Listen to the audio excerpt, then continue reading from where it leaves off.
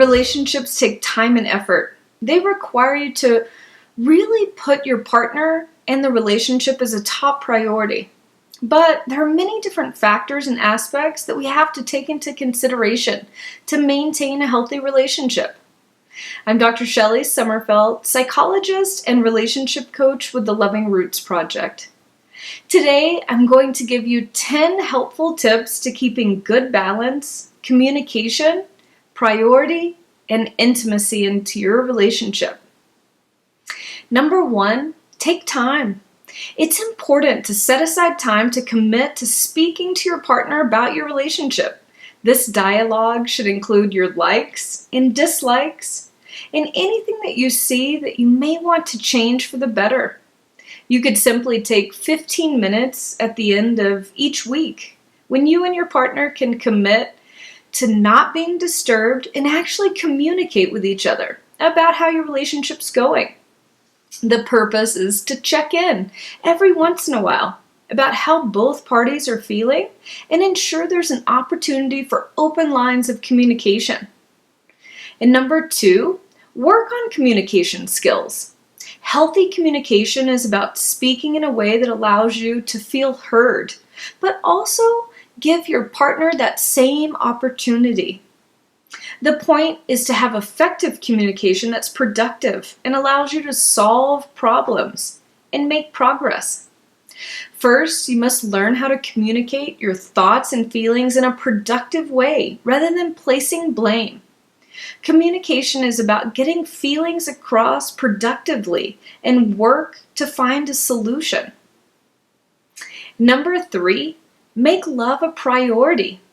Be sure to make your partner a priority in your life by putting forth thought and effort towards your relationship. This sends a message that a partner is an important factor in your life. It builds trust, security, and confidence in the relationship. It's essential that we not only send this message to our partner that our relationship is important, but we also maintain a good balance in the different priorities in our life. And number 4, be attentive. The idea of being attentive and having a high awareness to what's happening in your relationship and with your partner is crucial for its success. Many times people attempt to brush problems under the rug or ignore the obvious. Or they may be physically present with their partner, but they're not really taking the time to pay full attention to them. They're distracted. This can build resentment and hurt feelings over time.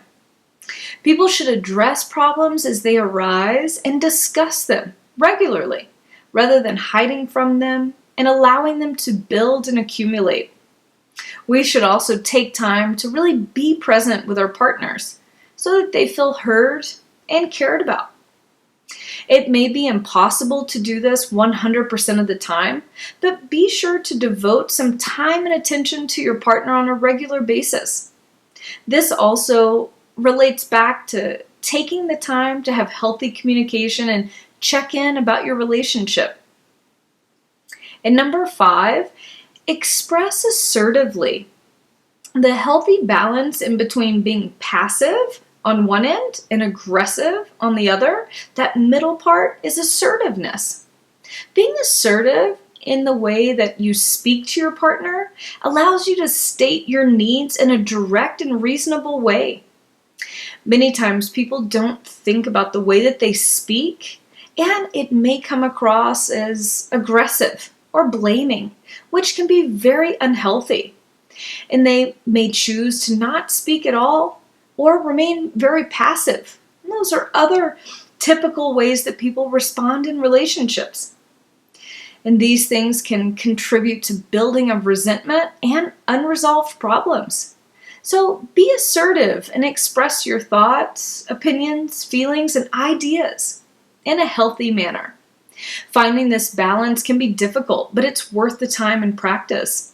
You can go back through various suggestions, such as using I statements when you're speaking to your partner, and address things in a way that doesn't place blame and allows you to communicate productively. So I statements, for example, is, I'm feeling hurt that you're focusing so much on work. And that's very different than all you do is focus on work. Those two messages are very different.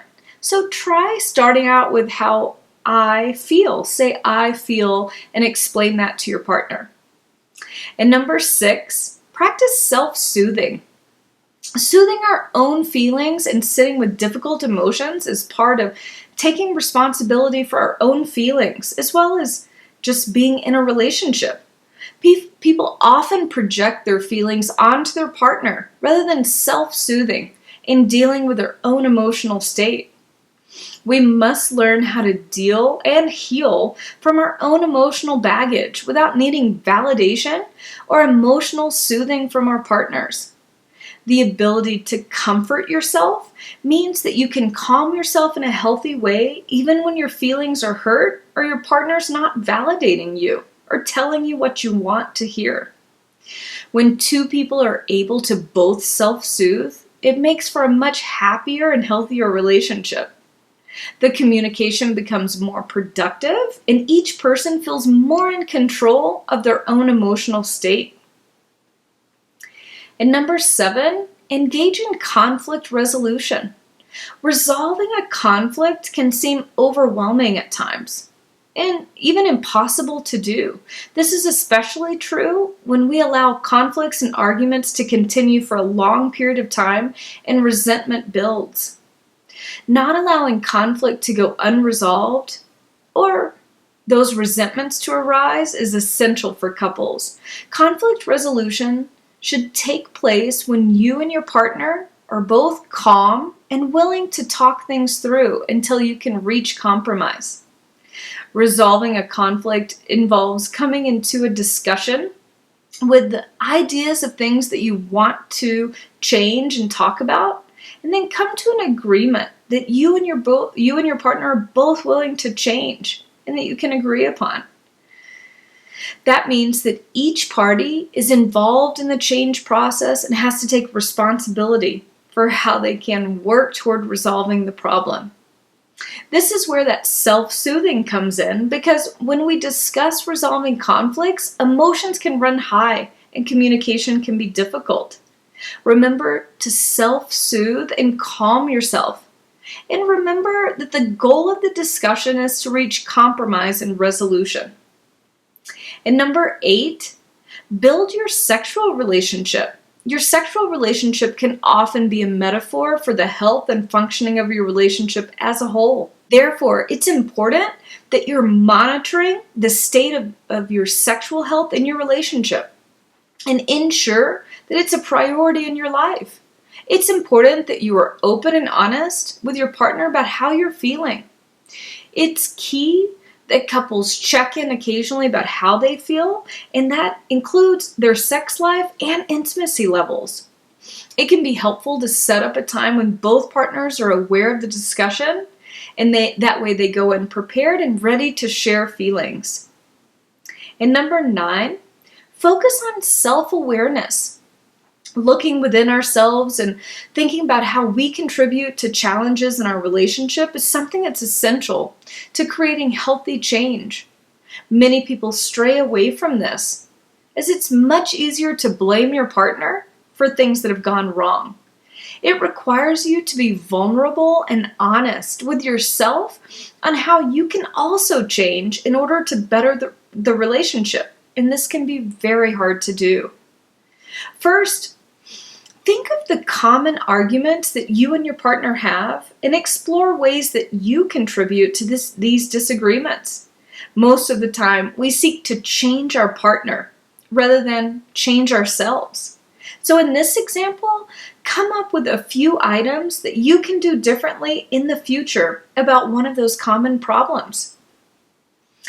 Taking responsibility for your own actions and things that you can change will create overall betterment in the relationship. It creates a positive influence.